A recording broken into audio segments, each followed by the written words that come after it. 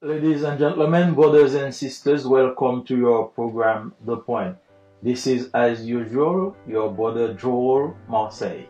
Today, I invite you to open your Bible in the book of Ecclesiastes, chapter 11 and verse 9, and we read together. Rejoice, O young men, in your youth, and let your heart cheer you in the days of your youth. Walk in the ways of your heart and the sight of your eyes. But know that for all these things, God will bring you into judgment. Better late than never is an idiom often used by some to justify their attitude of procrastination or neglect. It is above all a means of comparison between who I am and what I do, and what other people are and what they do. I am late, but I come anyway. I take time to act, but I act anyway. However, despite the various expressions used to explain this attitude, it remains an excuse not to be advised to people because it risks making us miss great opportunities. Have you ever met someone who is always late? They are always in a hurry to catch up because they are always late. Sometimes this type of habit can be detrimental. They miss important things or important information due to late arrival. It is better to be on time and start early. This is precisely the idea behind this passage. Time is a vehicle that transports us to our destiny. We crossed yesterday to get to today. Time has led us. It comes in two forms: time chronos and time kairos. The author of the epistle to the Ecclesiastes tells us in chapter 3 verse 1 and 2 that there is a time assigned to each thing under the sky, a time to be born and a time to die, a time to plant and a time to uproot what has been planted. This is time chronos. It is quantitative, linear, and segmented into past, present, and future, thanks to units of measurement such as seconds, minutes, and hours, etc. It is a passing time. It is therefore important to have discernment to make optimal use of this time that God gives us, as so not to be surprised and full of regrets for not being able to do certain things in suitable and appropriate time. In general, the habits that we have begin to form in us from our childhood. They get stronger as we grow and they become second nature to us when we are adults. So as long as one goes without knowing Christ, it is as much risk as one takes with his life, and it is as much less chance he gives himself to be useful for God. Someone told the story of a man who ran out of breath to catch a ferry to cross over a lake. 2 minutes before his arrival, the door of the ferry was closed. A passerby told them that maybe he didn't run fast enough. He replied, "I ran very fast, but I did not start on time." It is perhaps to discourage this attitude that the Ecclesiastes concludes his epistle in chapter 11 verse 9 by using this sarcasm or this reverse form of psychology to say to his reader, "Rejoice, O young man, in thy youth, and let thy heart cheer thee in the days of thy youth, and walk in the ways of thy heart, and in the sight of these eyes. But know that for all these things God will bring thee into judgment." This is not a form of condemnation of the way in which one enjoys the pleasures and blessings of God during the youth, because each period of life is special and distinct. Solomon challenged his young readers to rejoice in their youth, but he also told them to set boundaries in that youthful excitement so that they do not destroy their lives. Many people spend their lives facing the consequences of bad choices made during the time of their adolescence. He wanted to remind everyone that our action and our misuse of God's time and graces are written in the divine book. God will call us into judgment for the use of time allocated to our existence on this earth. Young people must develop a personal relationship with God that will positively affect their actions and attitude for time and for eternity, allowing them to enjoy their youth without making devastating mistakes. Youth is the dawn of life. This is the perfect time to offer your life to God.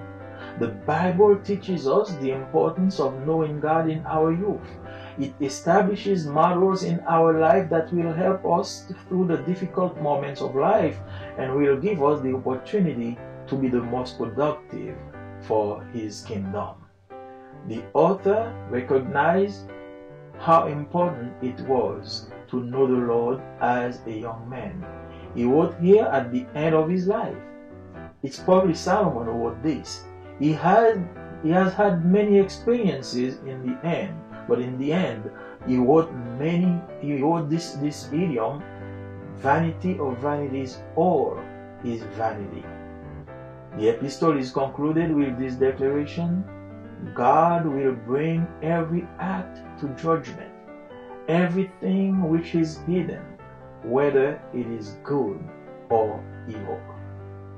Someone is now saying, I'm not young anymore. I missed the trend. It's over.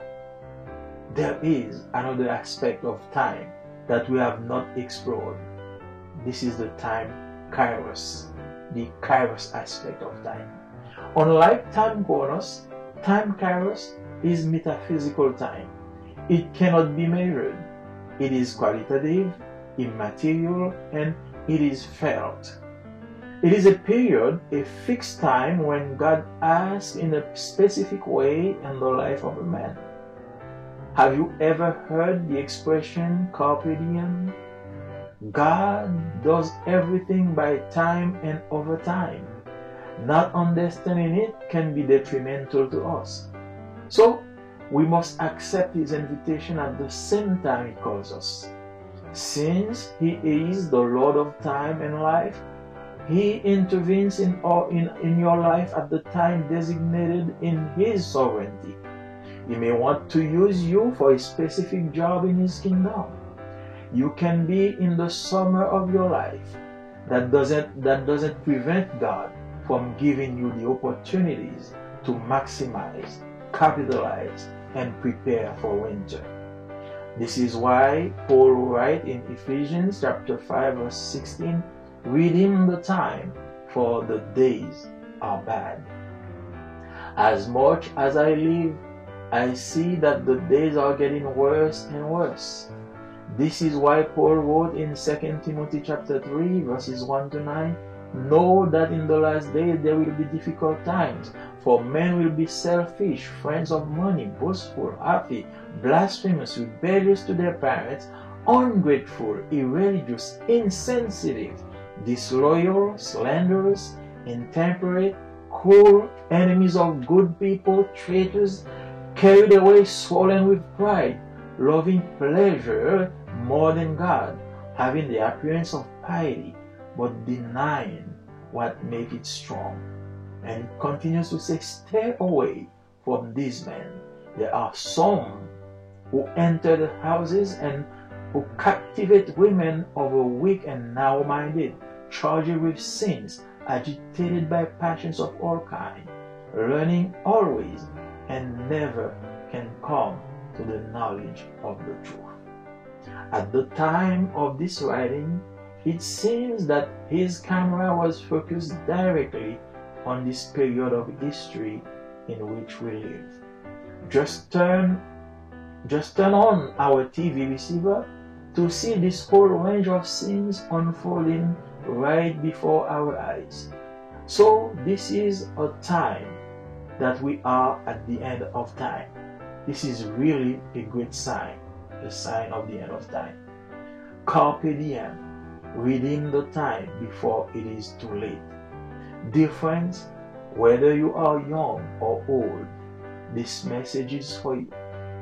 Do not be like this man in the parable of the rich fool who said to his soul, "My soul, you have many goods in reserve for several years. Rest, eat, drink, and rejoice." But God said to him, "Fool, that very night your soul will be asked of you again. And what you have prepared, for whom will it be?" We read this in Luke chapter 18, verses 19 and 20. Give your life to Jesus today, my friend.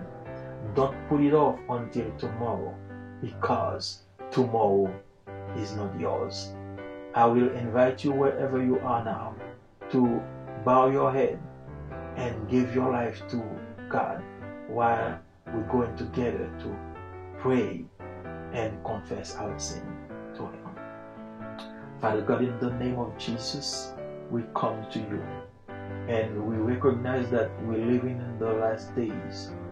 Oh, we see so many signs that indicate that we at the end of this time period of history.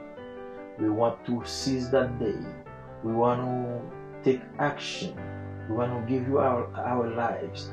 Now I want to pray you for whoever at the hears my voice or listen to this message. We ask you, Father, to touch them, to heal them, to forgive their sins, and to write their name in the book of life.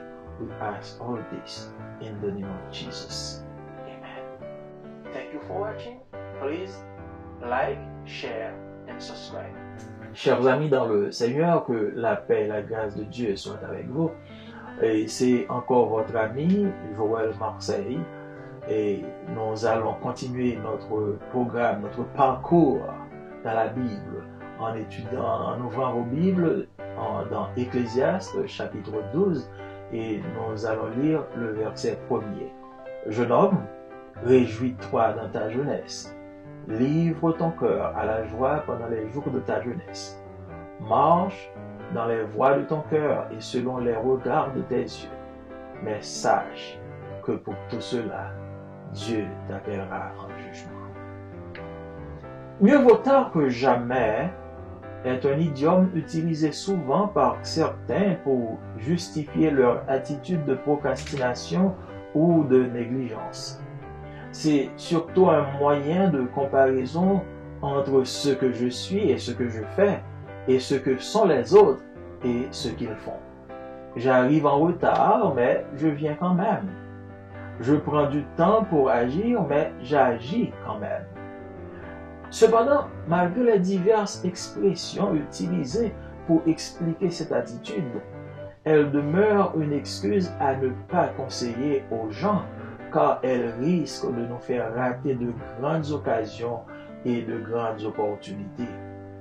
Avez-vous déjà rencontré quelqu'un qui est toujours en retard? Ils sont toujours pressés de rattraper leur temps car ils sont toujours en retard. Parfois, ce type d'habitude peut être coûteux. Il manque des choses ou des informations importantes en raison d'une arrivée tardive. Il vaut mieux être à l'heure et commencer tôt. C'est précisément l'idée derrière ce passage. Le temps est un véhicule qui nous transporte vers notre destinée. Nous avons traversé hier pour arriver à aujourd'hui. Le temps nous y a conduits. Il se présente sous deux formes.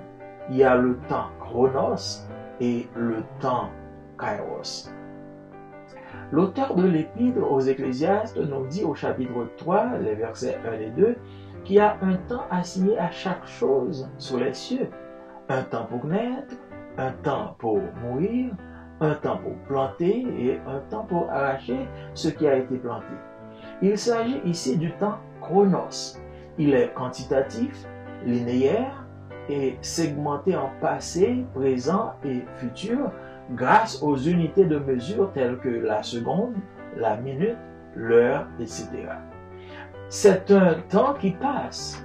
Il est par conséquent important d'avoir du discernement pour utiliser de façon optimale le temps que Dieu nous donne afin de ne pas être surpris et plein de regrets de n'avoir pas pu faire certaines choses au temps convenable. En général, les habitudes que nous avons commencent à se former en nous dès notre enfance. Elles se renforcent à mesure que nous grandissons et elles deviennent une seconde nature pour nous quand nous sommes adultes. Donc, aussi longtemps que l'on va sans connaître Christ, c'est autant de risques que l'on prend avec sa vie et c'est autant moins de chances que l'on se donne d'être utile pour Dieu. Quelqu'un raconta l'histoire d'un homme qui courut à bout de souffle en vue de rattraper un train pour traverser un lac. 2 minutes avant son arrivée, on ferma la porte du ferry. Un passant lui dit que peut-être il n'a pas couru assez vite.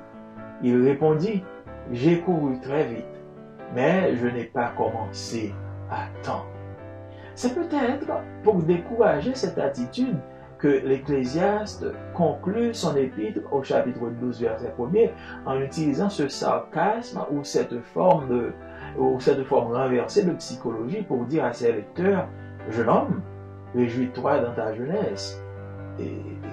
Mais sache que pour tout cela, Dieu t'appellera en jugement. » Ce n'est pas ici une forme de condamnation de la façon dont on jouit des plaisirs et des bénédictions de Dieu pendant sa jeunesse, car chaque période de la vie est spéciale et distincte.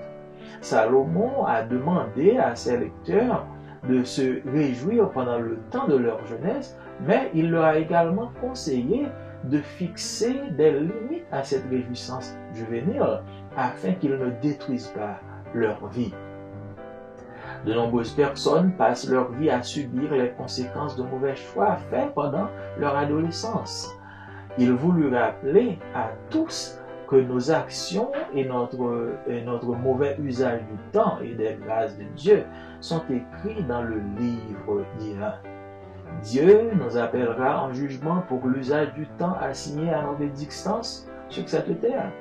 Les jeunes doivent développer une relation personnelle avec Dieu qui affectera positivement leurs actions et leur attitude pendant le temps et pour l'éternité, leur permettant de profiter de leur jeunesse sans commettre des erreurs dévastatrices. La jeunesse, c'est l'aube de la vie. C'est le temps idéal pour offrir sa vie à Dieu. La Bible nous enseigne l'importance de connaître Dieu dès notre jeunesse. Cela établit des modèles dans notre vie qui nous aideront à traverser les moments difficiles de la vie et nous donneront l'opportunité d'être les plus productifs pour son royaume. L'auteur, probablement Salomon, a reconnu combien il est important de connaître le Seigneur en tant que jeune. Il écrit ici à la fin de sa vie. Il a fait beaucoup d'expériences, mais à la fin, il écrit « Vanité des vanités, tout n'est que vanité ». L'épître est conclue avec cette déclaration. Dieu amènera toute œuvre en jugement au sujet de ce qui est caché, soit bien, soit mal. Quelqu'un se dit maintenant, je ne suis plus jeune, j'ai raté le train, c'est fini. Mais il y a un autre aspect du temps que nous n'avons pas exploré encore, c'est l'aspect kairos. Contrairement au temps chronos, le temps kairos est un temps métaphysique. Il ne se mesure pas, il est qualitatif, immatériel, il se ressent. C'est une période, un temps fixé où Dieu agit de manière spécifique dans la vie de l'homme. Avez-vous jamais entendu cette expression « carpe diem » ? Dieu fait tout par le temps et avec le temps. Ne pas le comprendre peut nous être préjudiciable. Aussi, devons-nous accepter son invitation au moment même où il nous appelle. Puisqu'il est le Seigneur du temps et de la vie, il intervient dans ta vie au temps désigné dans sa souveraineté. Il peut vouloir vous utiliser pour un travail spécifique dans son royaume. Vous pouvez être dans l'été de votre vie. Cela n'empêche que Dieu vous donne des opportunités pour maximiser, capitaliser et préparer pour l'hiver. C'est pourquoi Paul écrit dans Éphésiens chapitre 5 verset 16, « Rachetez le temps car les jours sont mauvais. » Autant que je vis, je constate que les jours deviennent de plus en plus mauvais.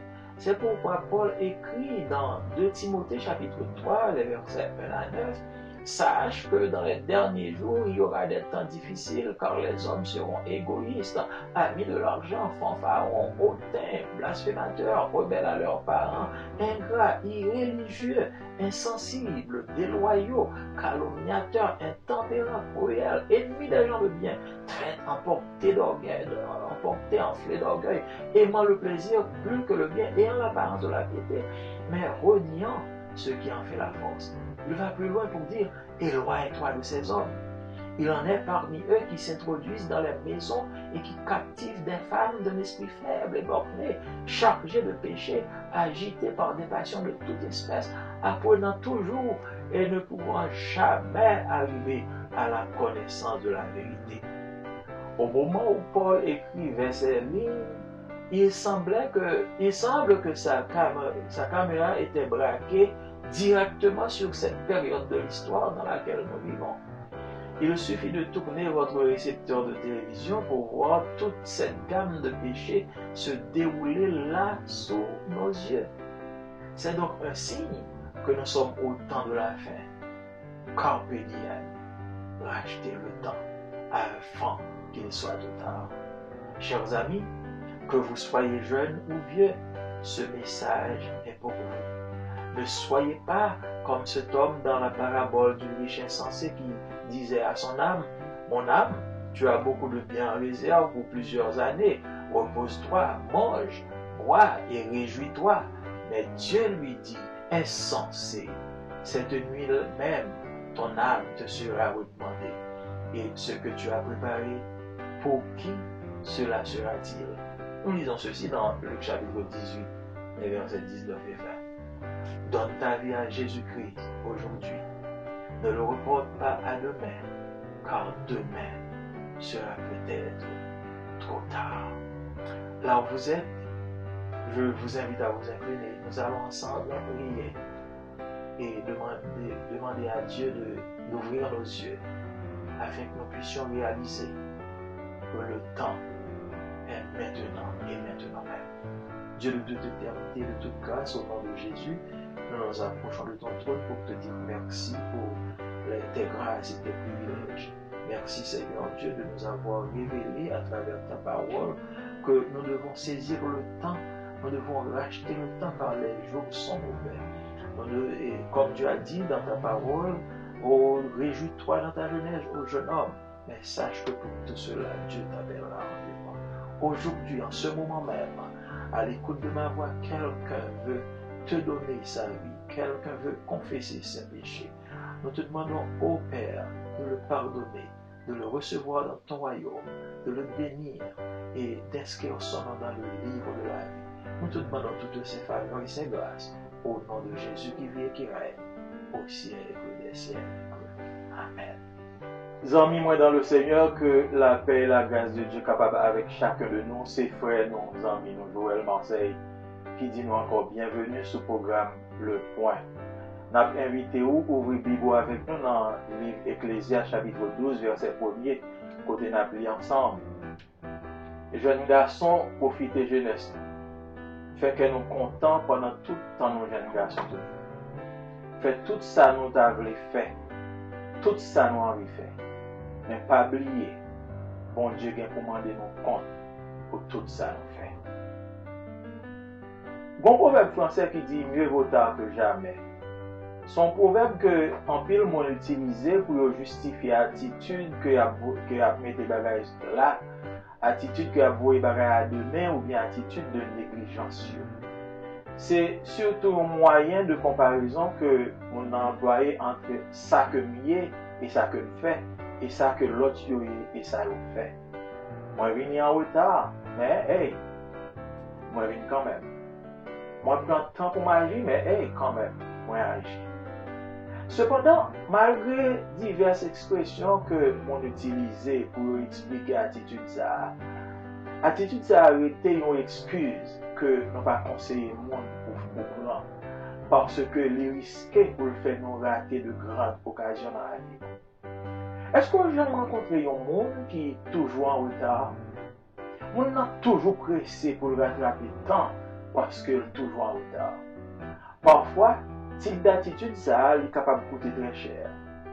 Le monde ça manque en pile bagaille et en pile information importante parce que il est toujours en retard. Il vaut mieux que nous à l'heure et nous commencer bonheur. C'est précisément l'idée ça qui derrière le passage ça que nous sommes pour voir. Le temps c'est un véhicule qui transporte nous vers destinée.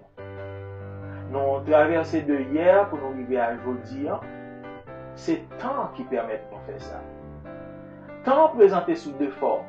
Il y a un temps où il est temps chronos, il y a un temps où il est temps kairos. Auteur de l'Épître aux Ecclésiastes, il dit dans le chapitre 3, versets 1 à 2, que il y a un temps qui est assigné à chaque bagage qui est en bas ciel là. Il y a un temps pour nous faire, il y a un temps pour nous mourir, il y a un temps pour nous planter et il y a un temps pour nous lâcher ça que nous avons planté. Là, nous avons parlé de temps chronos. C'est un temps qui vient en quantité, qui est linéaire, qui est segmenté en passé, présent et futur grâce à unité de mesure telles que secondes, minutes et heures.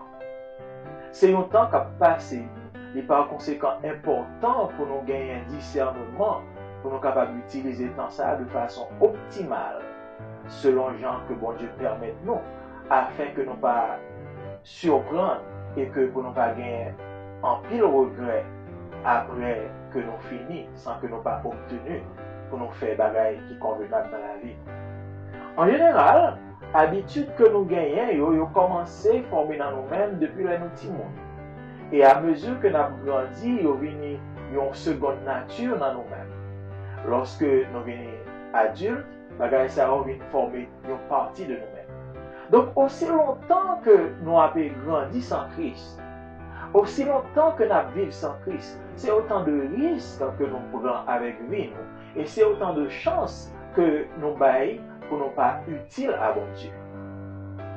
Bon monde qui raconte l'histoire de un monde qui t'a couru à bout de souffle pour être capable de rattraper un petit bateau qui a traversé un lac. 2 minutes avant que l'arrivée, il a fermé pour le bateau. Bon monde qui t'a passé, on a dit que peut-être si tu couru plus vite pour t'arriver à l'heure. Et on a répondu, il dit, tu couru très vite. Mais cependant, on va commencer à temps. C'est peut-être pour décourager l'attitude ça que Ecclésiaste conclut Épître dans le chapitre 12, verset 1 en utilisant des formes de sarcasme, forme de psychologie renversée ça, pour le dire lecteur jeune homme réjoui dans la jeunesse, prend plaisir au jonglé, mais pas oublier que pour toute bagaille ça, bon Dieu est pour le en jugement. Ça, ce n'est pas une forme de condamnation de façon que l'on apprend plaisir ou bien façon que l'on a vu de bénédiction bon Dieu bali pendant la jeunesse. Car chaque période de la vie spéciale et distincte pour nous-mêmes. Salomon demandait à jeunes lecteurs pour réjouir pendant tant jeunesse. Mais il également conseillé pour fixer limite à réjouissance jeunesse afin que vous ne pas détruire vie. Il y a un pile monde qui passe vie a subi conséquences de mauvais choix qui ont été faits pendant que vous étiez jeune. Salomon voulait rappeler à tout le monde que action et mauvais usage de temps et de grâce bon Dieu nous écrit dans le livre bon Dieu. Bon Dieu vient pour le relever nous en jugement pour usage de temps que tu es assigné à la vie pendant que nous sommes ça. Jeunes doivent développer une relation spéciale avec bon Dieu. Relation qui a affecté positivement et affecté l'attitude pour le temps et pour l'éternité, qui permet de profiter de jeunesse sans pas commettre des erreurs dévastatrices. La jeunesse, c'est le commencement de la vie. C'est le temps idéal pour nous offrir vie nous à bon Dieu. La Bible enseigne nous l'importance pour nous connaître bon Dieu depuis la jeunesse. Nous. Ça établit dans nous-mêmes des modèles qui permettent de nous traverser des moments difficiles de la vie et qui donnent nous opportunité pour nous devenir plus productifs dans le royaume de Dieu. L'auteur là, probablement Salomon, lui reconnaît très bien qu'il est important pour nous connaître mon Dieu en tant que jeunes. Il écrit et verset ça à la fin de sa vie. Il fait en pile expérience, mais à la fin il écrit vanité des vanités, toute bagaille c'est vanité. Et puis là, il conclut avec déclaration ça, il dit bon Dieu vient pour mener en jugement toute œuvre et au sujet de ça qui est caché, soit bien ou bien soit qui mal. Bon monde qui est capable de dire tête likonia, mais pas jeune encore.